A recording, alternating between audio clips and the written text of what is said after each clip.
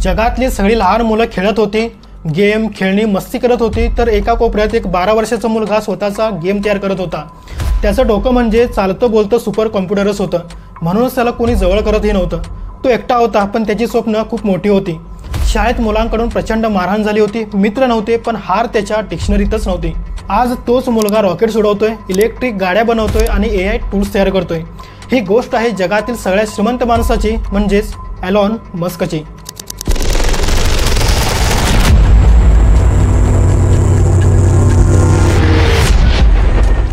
Elon मस्कचा जन्म 1971 साली south आफ्रिकेतील प्रिटोरिया शहरात झाला होता।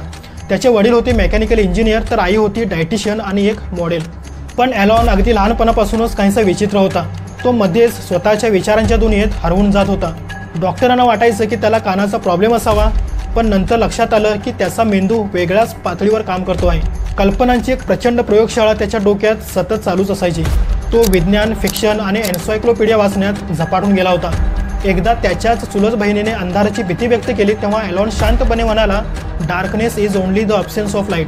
म्हणजे अंधार म्हणजे काहीच नाही, तो म्हणजे फक्त प्रकाशाचा अभाव आहे। त्याच्या अशा तार्किक उत्तरांनी इतर मुले त्याला नकोशी समजायची। शाळेत त्याला एकदा अशी मारहाण झाली की त्याला हॉस्पिटलाइज व्हावं लागलं होतं। 8व्या वर्षापर्यंत त्याचं कुटुंब एकत्र होतं, पण नंतर आई वडील वेगळे झाले होते। एलॉन वडिलांकडे राहिला होता।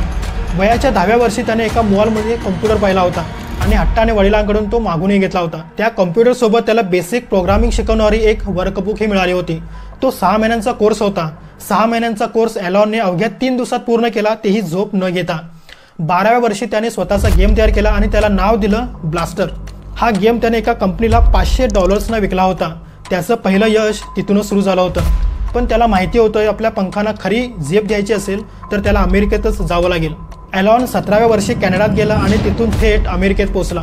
शिक्षण घेतलं आणि कॉलेज संपताच भाऊ किंबलसोबत सुरू केली पहिली कंपनी झिप2। लोकांना दुकान शोधायला मॅप लागायचा, माहिती हवी असेल तर पुस्तकं चाळावी लागायची, पण हे सगळं एलॉनने एका वेबसाईटवरती आणलं होतं। स्वतः कोडिंग करत रात्रंदिवस काम केलं आणि शेवटी कॉम्पॅक्टने ती कंपनी विकत घेतली। त्या बदल्यात एलॉनला मिळाले होते $22 मिलियन। पण तो इथे थांबला नव्हता। यावेळी त्याने डिजिटल बँकिंगची कल्पना मांडली होती आणि ती होती x.com। लोक ऑनलाईन बँकिंगवर विश्वास ठेवत नव्हते, म्हणून त्याने लोकांना $20 मोफत देऊन लक्ष वेधण्याचा प्रयत्न केला। काही महिन्यातच लाखो युजर्स आले, पण त्याच वेळेस कॉम्पिटिशनला मार्केटमध्ये आली होती पेपाल नावाची दुसरी कंपनी। आणि तेव्हा पेपाल आणि एलॉन एकत्रित आले। एलॉन कंपनीचा CEO बनला, पण थोड्याच दिवसांनी दोघांमध्ये वाद निर्माण झाले। लग्न झाल्यावर हनीमूनवर असताना कंपनीच्या मेंबर्सनी एलॉनला पदावरून काढून टाकलं होतं, तरीही त्याने आपले शेअर्स कंपनीत कायम ठेवले होते।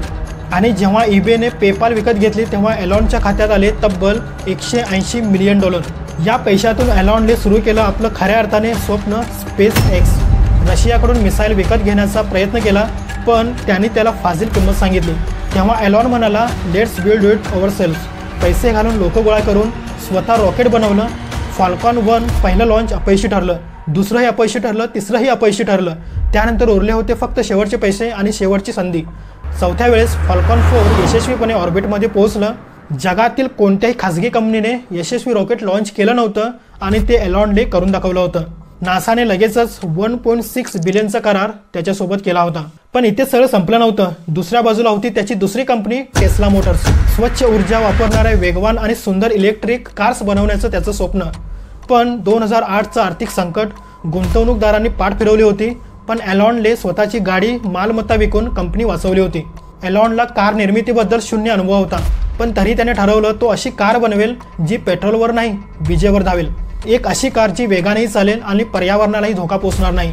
लोक हसायला लागली। ऑटोमोबाईल इंडस्ट्रीने त्याची खिल्ली उडवली, कारण त्या काळात इलेक्ट्रिक गाड्या म्हणजे फक्त एक कल्पना वाटत होती। कमकुवत बॅटरी, कमी स्पीड आणि उच्च खर्च। पण एलॉनच्या डोक्यात एकच शब्द घुमत होता, इम्पॉसिबल, म्हणजे फक्त सुरुवात असते। त्याने टेस्लामध्ये गुंतवणूक केली, पण पहिली गाडी येईपर्यंत कंपनी जवळजवळ बंद होण्याच्या उंबरठ्यावर आली होती। पैसे संपले होते, लोक निघून गेली होती, मीडिया ट्रोल करू लागली होती, पण एलॉन थांबला नव्हता। आपली शेवटची पुंजी पणाला लावली होती, कारण टेस्ला हे एक स्वप्न नव्हतं, तर जग बदलण्याचा त्याचा एक अट्टहास होता। त्याच्या नेतृत्वाखाली तयार झाली मॉडेल S, एक सुंदर, वेगवान आणि स्मार्ट कार, जिच्या स्क्रीनवरून सगळं कंट्रोल करता येतं। ही कार मार्केटमध्ये आली आणि टेस्ला बनली जगातील सगळ्यात मौल्यवान ऑटोमोबाईल कंपनी।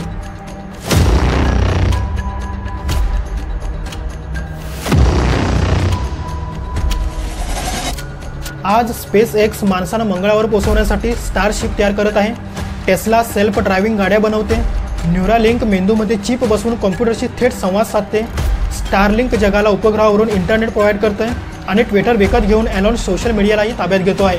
एलॉन मस्क एक माणूस की वेड स्वप्न, मार खाल्ला, अपमान सहन केला, अपयश गेलं, पण तो थांबला नव्हता, कारण त्याचं ध्येय होतं मानव जातीला पुढच्या पिढीपर्यंत घेऊन जाणं. जगात श्रीमंत लोक खूप असतात, पण एलॉन मस्क हा एकटाच असा आहे जो स्वप्नांवरती विश्वास ठेवतो आणि त्यांना आकाशात उडवतो. तर या डॉक्युमेंटरीच्या माध्यमातून आपल्याला काय शिकायला मिळालं, तर यश मिळेपर्यंत थांबायचं नाही आणि यश मिळालं तर विश्रांती नाही.